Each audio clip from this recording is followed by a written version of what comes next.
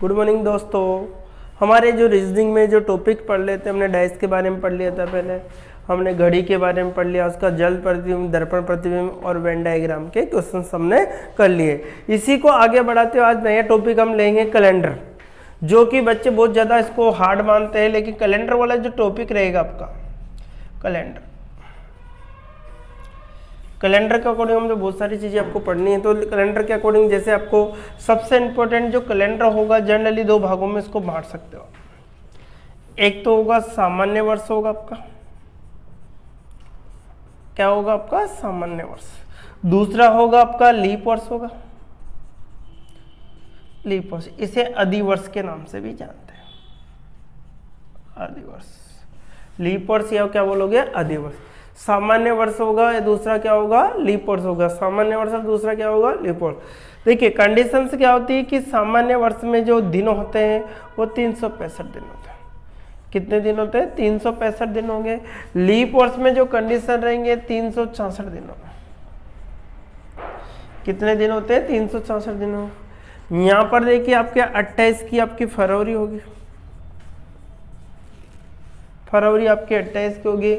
और देखिए यहाँ पर आपके फरवरी जो होगी कितने की होगी 29 की, 29 की आपकी फरवरी रहेगी। कितने की फरवरी रहेगी आपकी 29 की फरवरी होगी।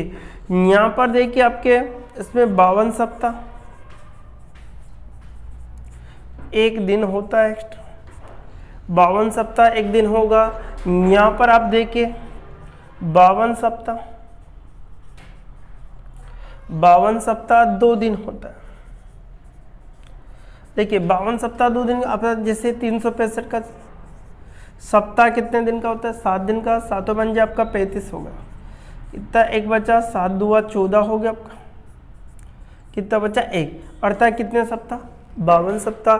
जो रिमाइंडर बचेगा जो शेष पे उसे विषम दिन कहा जाता है। जो रिमाइंडर बचता है उसे क्या कहा जाता है विषम दिन के नाम से जाना जाता है। विषम दिन उससे बोलेंगे जो 2 दिन है एक्स्ट्रा आपके, ये आपके इस प्रकार से आपको निकाल सकते हैं 2 दिन के। आपके लीप वर्ष में कितने 366 हो, 5 का भाग 7 का भाग दोगे, 7 पंजे 35 हो गया। एक बचा 16 होगा, 7 दूआ 14 हो गया आपका। कितना बचा है 2। तो ये क्या कहलाएंगे आपके 2 विषम दिन होंगे। कितने दिन हो गए 2 विषम दिन। यहाँ पर एक विषम दिन होता है, वहां पर 2 विषम दिन। तो आपको इस तरह से है कि विषम दिन निकालने का अर्थ है 52 सप्ताह एक दिन हो गया, 52 सप्ताह कितने दिन हो गए 2 दिन आपको यहां से मिलते हैं। अब देखिए इसी प्रकार से जो सन होगा, सन में 4 का भाग नहीं जाता। जो सन है उसमें 4 का भाग नहीं जाएगा। सन में 4 का भाग जाता है। जो सन होगा उसमें किसका भाग जाएगा 4 का भाग जाएगा। सन में 4 का भाग जाएगा, सन में 4 का भाग नहीं जाता है। देखिए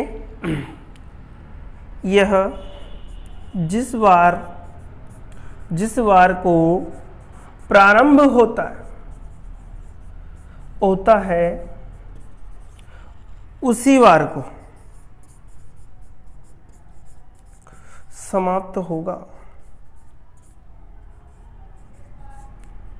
ये जिस वार को प्रारंभ होगा उसी वार को क्या होगा समाप्त होगा। यह जिस वार को प्रारंभ होता है उसके अगले वार को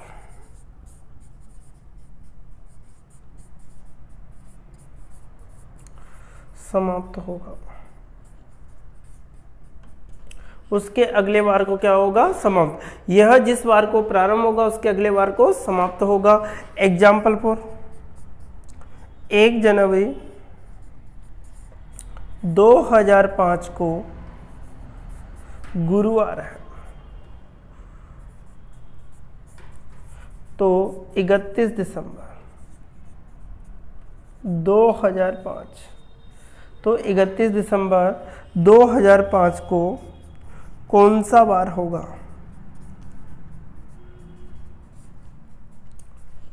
ठीक है।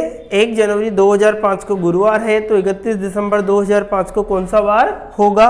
तो देखिए आपका आंसर क्या होगा कि ये 5 में 4 का भाग नहीं जाता, इसलिए कौन सा वर्ष है? सामान्य वर्ष है। सामान्य वर्ष जिस वार को प्रारंभ होगा उसी वार को क्या होगा? समाप्त। तो आंसर भी क्या है आपका? गुरुवार।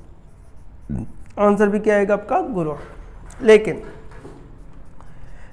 यह जिस वार को 1 जनवरी 2012 को सोमवार है, तो 31 दिसंबर 2012 को कौन सा वार होगा? कौन सा वार होगा?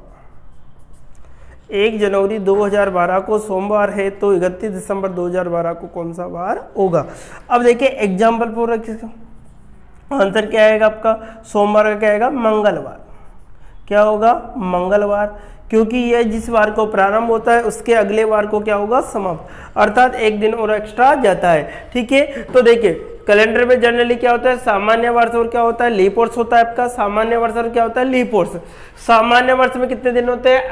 365 दिन होते हैं, और लीप वर्ष में 366 दिन होते हैं। फरवरी 28 की होगी, फरवरी 29 की होगी। यहाँ पर इसमें 52 सप्ताह 1 दिन होता है, 52 सप्ताह 2 दिन होता है। ये जो एक्स्ट्रा बचते हैं उसे विषम दिन कहा जाता है। सन में 4 का भाग नहीं जाएगा, सन में 4 का भाग जाता है। ठीक है, ये जिस वार को प्रारंभ होता है उसी वार को समाप्त होगा। यह जिस वार को प्रारंभ होगा उसके अगले वार को समाप्त होगा। एग्जाम्पल फॉर 1 जनवरी 2005 को गुरुवार है, तो 31 दिसंबर 2005 को कौन सा वार होगा? तो आंसर क्या आएगा? गुरुवार, क्योंकि 2005 में 4 का भाग नहीं जाता, इसलिए सामान्य वर्ष है। और सामान्य वर्ष की कंडीशंस क्या होती है कि यह जिस वार को प्रारंभ होगा उसी वार को क्या होगा? समाप्त होगा। 1 जनवरी 2012 को सोमवार है, तो 31 दिसंबर 2012 को कौन सा वार होगा? तो देखिए 1 जनवरी 2012 को सोमवार है, तो 31 दिसंबर 2012 को क्या होगा? मंगलवार होगा, क्योंकि एक दिन आगे जाएगा। इसी प्रकार से जैसे आपको सामान्य वर्ष और पहचानने के जो तरीके हैं वो आपको मैं बता देता हूँ। किस प्रकार के सन को आप पहचाना जा सकता है, सन किस प्रकार से आप आसानी से पहचान। जैसे एग्जाम्पल पर कुछ क्वेश्चन में आपके लिए, जैसे 1743 आ गया, 1905 आ गया, 77 आ गया।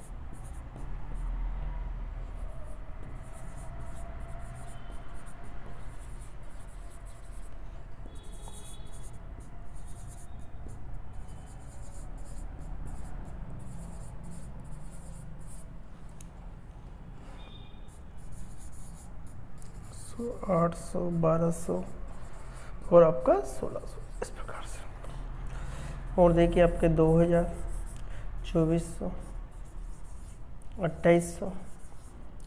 देखिए आपको किस प्रकार से सामान्य वर्ष लीप वर्ष का पता लगाना है।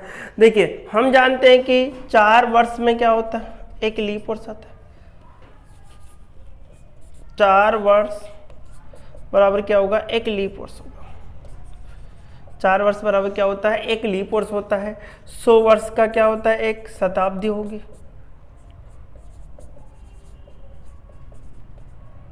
100 वर्ष की 400 वर्ष में क्या होगी आपकी? एक लीप शताब्दी।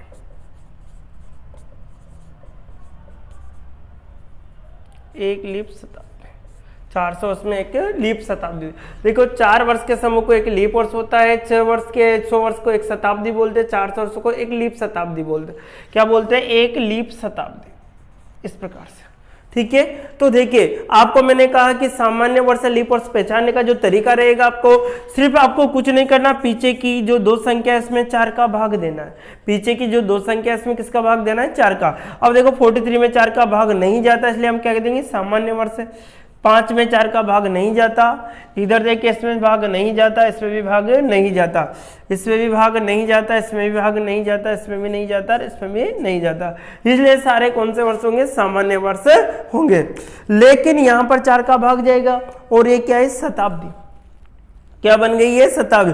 जिस सन के पीछे 2 जीरो लगे होते हैं वो शताब्दी बन जाती है। अब शताब्दी बनने के कारण हमेशा 400 का भाग देके चेक करना है। शताब्दी बनने पर ध्यान रखें, शताब्दी बनने पर 400 का भाग दिया जाएगा। अब देखो शताब्दी पहचान कुछ नहीं करना, आपको सिर्फ संख्या के पीछे 2 जीरो देखना है। जिस संख्या के पीछे भी 2 जीरो होगा वो शताब्दी बनेगी आपकी। जिस संख्या के पीछे भी 2 जीरो होगा वो क्या बनेगी? आपकी शताब्दी बनेगी। और शताब्दी इस प्रकार से, वो शताब्दी बन गई है आपकी शताब्दी। जिस संख्या के पीछे 2 जीरो होगा वो क्या बन जाएगी? आपकी शताब्दी। और शताब्दी जब भी बनेगी तो शताब्दी किसका चेक करने के लिए क्या करना होगा? 400 का भाग। अगर 400 का भाग नहीं जाता है तो सामान्य वर्ष होगा, अगर 400 का भाग चला जाता है तो लीप वर्ष होगा। इसी प्रकार से सन में 4 का भाग जाएगा, यहाँ पर भी 4 का भाग जाता है, यहाँ पर भी 4 का भाग जाता है, इसमें भी 4 का भाग जा रहा है, इसमें भी जा रहा है, इसमें भी 4 का भाग जा रहा है। यहाँ पर देखिए 4 का भाग जा रहा है, इसलिए हम कह देंगे कि लीप वर्ष है। लेकिन यहाँ पर शताब्दी आ गई, शताब्दी को चेक करने का तरीका रहेगा आपको 400 का भाग देना होगा। शताब्दी को चेक करने का तरीका है कि किसका भाग देना होगा? 400 का।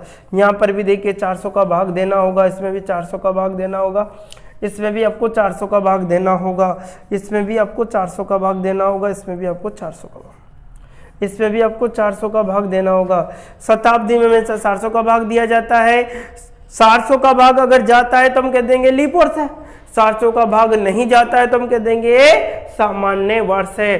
तो आपको इस पे सामान्य वर्ष लीप वर्ष को आसानी से पहचाना जा सकता है। आपको एग्जाम में कोई सा भी सन है, बहुत से बच्चे कंफ्यूज होते हैं किसका भाग कहाँ देना है, 400 का कब देना है, 4 का कब देना है। तो उससे आप ध्यान रखें, वन लीप जिस संख्या में 4 का भाग जा रहा है, अगर नंबर है, संख्या है, तो उसमें 4 का भाग देखो, 4 का भाग जाता है तो हम कह देंगे लीप वर्ष है, 4 का भाग नहीं जाता है तो सामान्य वर्ष है।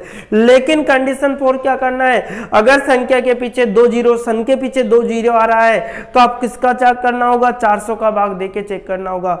अगर इस 400 का भाग जाता है तो लीप वर्ष होगा, 400 का भाग नहीं जाता है तो सामान्य वर्ष होगा। इंपॉर्टेंट पार्ट है इसका। 4 वर्ष में एक लीप शताब्दी आती है, 100 वर्ष के समय को एक शताब्दी कहते हैं और 400 वर्ष को एक क्या होता है? एक लीप शताब्दी होती है। इसी को आगे कंटिन्यू करते हैं। इस प्रकार जो क्वेश्चंस बनते हैं वो क्वेश्चनों को हम लेते हैं। जैसे बहुत सी बार एक क्वेश्चन पूछा जाता है, क्वेश्चन क्या है देखिए सम, जैसे एक क्वेश्चन लेते हैं हम कि एक बच्चा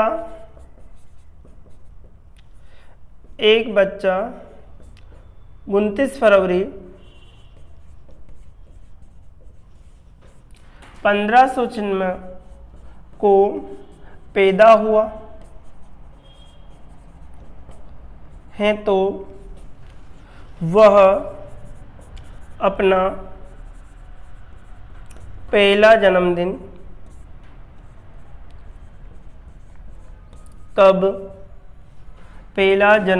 कब मनाएगा? एक बच्चा है जो 29 फरवरी 1596 को पैदा हुआ, तो वह अपना पहला जन्मदिन कब मनाएगा? तो देखिए हम चेक करते हैं कि 29 फरवरी 1596 की बात है, कब की बात है? 1500। अब देखिए 29 फरवरी 1596 को आती है, क्योंकि इससे पीछे भी किसका भाग जा रहा है? 4 का भाग जा रहा है। हम कह देंगे कि ये लीप वर्ष है और 29 की फरवरी जाती है। ठीक है, अब देखिए 4 का भाग 4 साल बाद अपने चेक करेंगे, कितना होगा आपका? 1600। अब 1600 में कितने जीरो आ गए आपके? 2 जीरो आ चुके हैं, और 2 जीरो आते हैं किसका भाग देना है? 400 का भाग। अब 400 का भाग जा रहा है तो हम कह देंगे 29 की फरवरी आएगी। तो जो हमारा आंसर बनेगा वो क्या बनेगा कि 29 फरवरी 1600 को क्या मना लेगा? अपना जन्मदिन मना लेगा। ठीक है, 29 फरवरी 1600 को क्या बना लेगा? जन्मदिन मना लेगा। अगर ऑप्शन में इस प्रकार से दिए होते एग्जाम में, जैसे 29 फरवरी 1597, 29 फरवरी 1604, डी में होगा 29 फरवरी 1596। इस प्रकार से एग्जाम में क्वेश्चन पूछे जाते हैं और आपको टिक होगा एग्जिट। अगर ये 4 का भाग जाता है तो कितने 4 साल बाद वो अपना बर्थडे मना लेगा। लेकिन बहुत सी बार क्वेश्चन इस प्रकार के बन के आ जाते हैं, जैसे हमसे क्वेश्चन पूछा गया कि एक बच्चा है जो 29 फरवरी 1796 को पैदा हुआ, 29 फरवरी 1796 को पैदा हुआ, तो वह अपना पहला जन्मदिन कब मनाएगा। अब देखिए 29 फरवरी है, 29 फरवरी 1796 की बात है। अब लीप वर्ष से तो 4 जोड़ के चेक करेंगे। 4 जैसे ही हम जोड़ते हैं तो 0081, 1800 आपके आ चुका है। और 1800 क्या शताब्दी बन चुकी है। शताब्दी में हमें किसका भाग देना है, 400 का भाग देना है। 400 का भाग नहीं जाता तो हमें क्या करना होगा, 400 भी आगे बढ़ना होगा। 400 प्लस कितना बनेगा, 1800 प्लस 4, 1804 में वह अपना बर्थडे मनाएगा। अर्थात कितने साल के बाद, 8 वर्ष बाद अपना फर्स्ट बर्थडे मनाएगा। 8 वर्ष बाद फर्स्ट बर्थडे, फर्स्ट जन्मदिन मनाएगा। ठीक है, तो 8 वर्ष के बाद वह फर्स्ट जन्मदिन मनाएगा। इसके बाद अगर पूछा जाए कि दूसरा जन्मदिन कब मनाएगा, तो आपको सिर्फ 4 जोड़ना है। अब कितने वर्ष होंगे, 4, 12, 8 में 4 जोड़ते 12 वर्ष बाद मनेगा सेकंड बर्थडे। 12 वर्ष के बाद कौन सा बर्थडे बनेगा, सेकंड बर्थडे बन जाएगा। ठीक है, तो इंपॉर्टेंट है कि पहले ही साल में जो जन्मदिन मनाया जाएगा वो 29 फरवरी को तो आएगा, लेकिन कितने साल बाद मनाएगा, वो फर्स्ट जन्मदिन 8 साल के बाद मनाएगा। एग्जामिनर आपसे चेंज करके पूछ ले कि दूसरा जन्मदिन कब मनाएगा, तो दूसरा कितने 4 साल बाद मनाएगा, 29 की फरवरी। रिपीटेशन होती है यहाँ पर, तो शताब्दी के कारण इस वर्ष में 29 की फरवरी नहीं आई थी, लेकिन 4 जोड़ने पर 29 की फरवरी आएगी। जनरली वर्षों में 4-4 साल में 29 की फरवरी आती है। शताब्दियों में जो 29 की फरवरी है वो 400 साल में एक बार आती है। जैसे 400 में आई थी, फिर 800 में, फिर 1200, फिर 1600, फिर आपके 2000, फिर 2400 आएगी, फिर 2800 आएगी, फिर 3200, इस प्रकार से चलती है। तो 400 साल का क्या होता है, डिफरेंस होता है शताब्दियों के अंदर। इस प्रकार के क्वेश्चन आपसे पूछे जाते हैं। जैसे एक और क्वेश्चन हम लेते हैं कि एक बच्चा है जो 29 फरवरी 1896 को पैदा हुआ, तो वह अपना पहला जन्मदिन कब मनाएगा। इस प्रकार से आपसे ऑप्शन दे जाएंगे। जैसे आपके आ गया 29 फरवरी 1896 आ गया आपका। दूसरा जो ऑप्शन होगा आपका 29 फरवरी 1897 आ गया आपका। सी ऑप्शन होगा 29 फरवरी 1900 आ गया आपका। डी ऑप्शन होगा 29 फरवरी 1904। इस प्रकार से आपसे एग्जाम में ऑप्शन दिए जाए। अब देखिए आपको क्या करना है कि आपसे पूछा है कि 29 फरवरी 1896 को बच्चा पैदा हुआ था, कितने साल बाद बनाएगा, 4 साल बाद बनाएगा जनरली। तो हमें कितना आ गया 1900, जो कि असंभव है क्योंकि शताब्दी बन चुका है। शताब्दी में चेक करने का जो तरीका है, किसका भाग दोगे, 400 का भाग, जो कि 400 का भाग पूरी बार नहीं जाता। 29 की फरवरी नहीं आएगी, तो 29 की फरवरी कितने साल बाद आएगी, वापिस 4 साल के बाद आएगी। तो 4 और जोड़ा 1900 में, तो आंसर कितना होगा 1904। एग्जैक्ट आंसर कितना हो जाएगा आपका 1904। 29 की जो फरवरी आएगी कब आएगी आपके, 29 फरवरी 1904 को आएगी, अर्थात 1900 को नहीं आएगा। तो जनरल इस प्रकार के क्वेश्चन एग्जाम में बहुत सी बार पूछे जाते हैं कि एक बच्चा इतने सन को, जैसे आ गया एक बच्चा है जो 29 फरवरी 1496 को पैदा हुआ, तो वह अपना पहला जन्मदिन कब मनाएगा। तो 29 फरवरी 1496 को जो पैदा हुआ बच्चा, उसमें हमने जैसे 1496 में 4 जोड़ा तो 1500 आ गया आपका। 1500 में हमने चेक किया कि 400 का भाग जाता है नहीं जाता, 400 का भाग नहीं जाएगा। तो 400 ये सामान्य वर्ष है आपका, लीप वर्ष नहीं है, तो फिर हमने और जोड़ना पड़ेगा 4, तो कितना आ गया आपका 1504। तो 29 फरवरी 1504 के वह क्या मनाएगा, अपना जन्मदिन मनाएगा। फर्स्ट जो जन्मदिन है वो 8 साल के बाद मनाएगा। तो इस प्रकार के जो क्वेश्चन है कैलेंडर, ये छोटा सा पार्ट था, आपने अब लिया। इसके बहुत सारे कोडिंग चलती है, कोडिंग वाले जो क्वेश्चन आते हैं एग्जाम में, जैसे किस सन को, जैसे 15 अगस्त 1947 को कौन सा वार था, कि आपका जन्मदिन किस दिन हुआ, इस प्रकार के क्वेश्चन पूछे जाते हैं इस टॉपिक से। तो आप लोगों को ज्यादा से ज्यादा ये वीडियो आप शेयर कीजिए, लाइक इसको बेल आइकन को दबाकर सभी अपने दोस्तों को शेयर कीजिए, ज्यादा से ज्यादा सभी दोस्तों को जाए, ताकि हम ज्यादा से ज्यादा वीडियो बना के आपके लिए दे सकें। ये लॉकडाउन का समय होने के कारण आपको ऑफलाइन क्लासेस भी हमारी चलती रहती है, लेकिन हम ऑनलाइन लेना पड़ रहा है क्योंकि बच्चों का एग्जाम में पास हैं। जैसे कुछ दिनों के बाद हम एडिट का एक पर्सनल बैच भी चलाना चाहते हैं, तो उसी लोग आप लोग जितने आपके मिलने वाले हैं सभी दोस्तों से आप बोलिए, एक बार जुड़िए हमारी कोचिंग से। Okay, bye bye.